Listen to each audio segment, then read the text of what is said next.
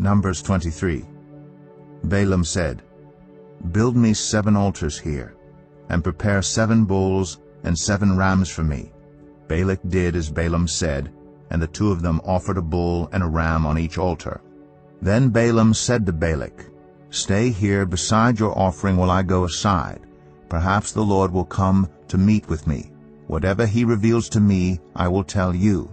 Then he went off to a barren height.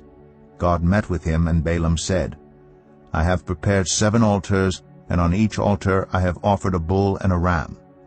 The Lord put a word in Balaam's mouth and said, "Go back to Balak and give him this word." So he went back to him and found him standing beside his offering with all the Moabite officials.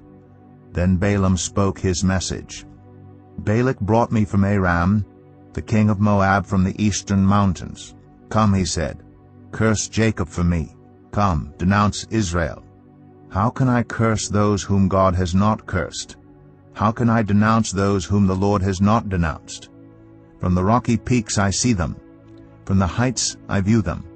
I see a people who live apart and do not consider themselves one of the nations. Who can count the dust of Jacob, or number even a fourth of Israel? Let me die the death of the righteous, and may my final end be like theirs. Balak said to Balaam, "What have you done to me? I brought you to curse my enemies, but you have done nothing but bless them." He answered, "Must I not speak what the Lord puts in my mouth?" Then Balak said to him, "Come with me to another place where you can see them. You will not see them all, but only the outskirts of their camp, and from there curse them for me." So he took him to the field of Zophim on the top of Pisgah, and there he built 7 altars and offered a bull and a ram on each altar. Balaam said to Balak, "Stay here beside your offering while I meet with him over there."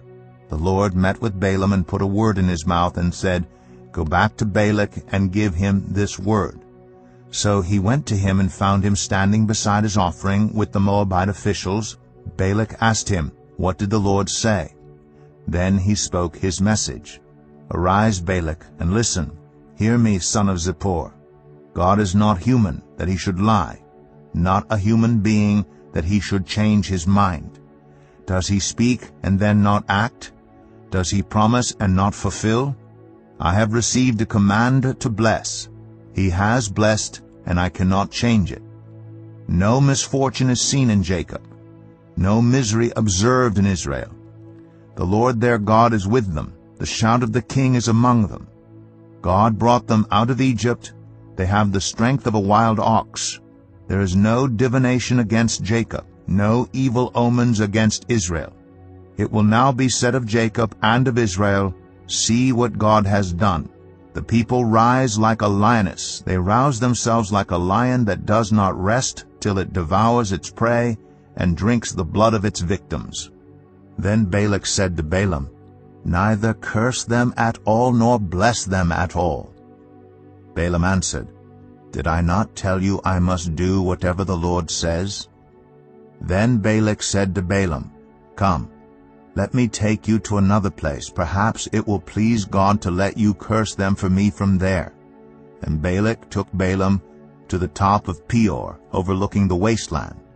Balaam said, "Build me 7 altars here, and prepare 7 bulls and 7 rams for me." Balak did as Balaam had said, and offered a bull and a ram on each